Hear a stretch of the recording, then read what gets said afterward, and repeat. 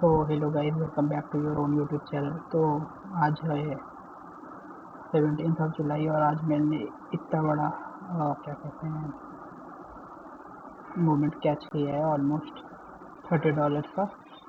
तो आज वही देखते हैं कि इसके पीछे का लॉजिक क्या है।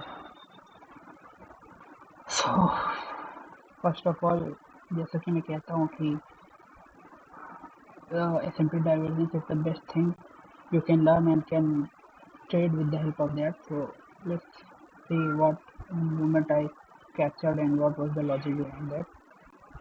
So as you can clearly see here, 22 and 2, we are forming this type of structure,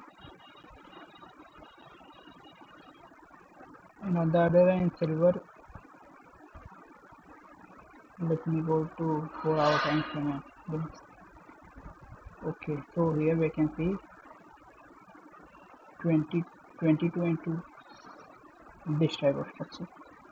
So here this complete opposite S&P divergence clearly we can see. So what I did is capture this movement with the help of S&P divergence, because this is my weaker asset. This is my stronger asset. As we all know, on daily time frame, our bias is in the downward direction. As we can see here, it will eventually come to take up this low, because a lot of liquidity is residing over here, as we can see. And on daily time frame, we here have 1 day advance order block. So I'm pretty sure that price will eventually come up to here. First it will take this liquidity, the one I marked with black line, and then on this order block that I have marked. So as you can see, for structure mapping I am using an indicator. It's higher high, higher low by, I don't know, but you can clearly see. You can type this and you will easily get there. So as I was knowing that daily time frame is in downward direction, bias is, so what I need to do, I need to capture a movement that goes down, means in the direction of bias. That's the best thing you can do. If you will try to catch a movement that is against the bias, you may eventually end up losing your capital. So what I did is I captured this movement because this was my stronger asset, and it was telling me that the next move could be in the downward direction, that is with the bias, in the direction of bias. So I captured this. I placed my stop loss below, above this wick, and I captured this moment, as you can see on 1 hour time frame. Sorry, we clearly captured this amount of movement, and the reason why I placed my uh, TP here is because here liquidity was residing over there, so I just placed it below this, and you can clearly see my TP was done. So that's the logic behind today's trade, and I don't think so. That's it for today. Now let me tell you what might happen in future. As it is very light trade, you can see here time frame is going on and UTC -4. So let's see. As we know that our bias is in downward direction, and so what next I will use fixed range volume profile. So if I draw it from lower high to lower low, you can clearly see it's telling me that the price might come in this range and then eventually will fall down more to take up all this liquidity residing over here. So the reason why price might come up to this point is because here a weak order block is there in this, you can clearly see.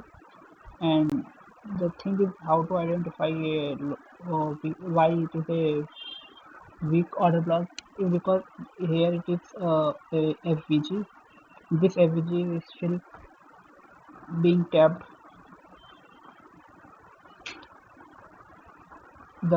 The price still needs to tap this FVG because it's still left to be tapped.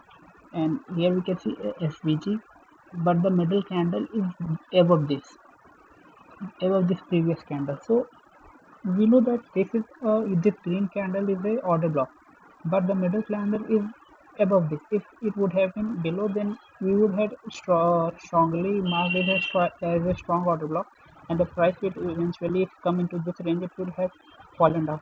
But since it is a weak order block, so it will come up and try to take this liquidity, and then it will went down. It's not like that it will come in this range cap then went down. It will take the liquidity. 100% take liquidity if it will come in this range.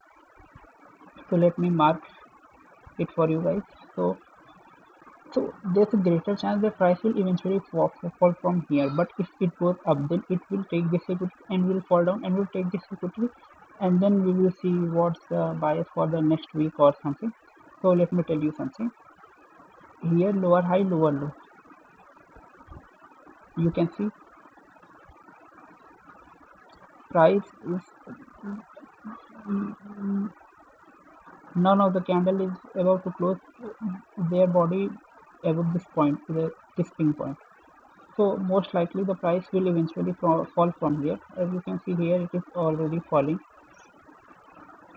So considering S&P divergence 2 to 10, okay,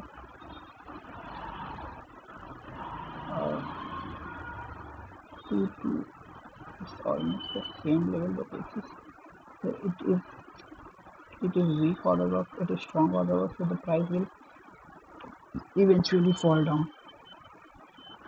So let's see if the price will fall down. So that's what my prediction is for the upcoming next few hours. As it is Friday, the market will eventually close after a few hours. It's better to not trade on Friday because we get very rigorous and careless moves in market, and we don't want to risk our capital for that small profit. So, but what I'm telling you is that here we have two scenarios. The first one is, let me this. First one is that market will fall from here and will take this liquidity. Second is second one is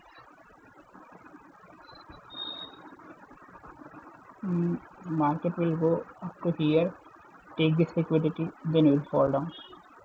That's the second one. So these two scenarios are currently which I think might happen. So as it is Friday, let's predict the market for next week. Mhm.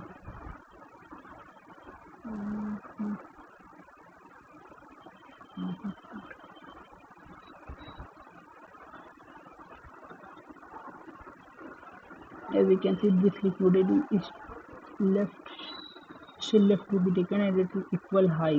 So most probably the next week will take this liquidity and will went down further. As we can see, this this candle has already closed below the wick of this candle, means the body is below the wick of this candle. So next week prediction is that market will eventually come down even more. Now we can here you see that the candle are up then down, here candle are up then down, up down. So here a strong SMT is being created, so the market will eventually fall from here and then will go up. That's my prediction for the next week.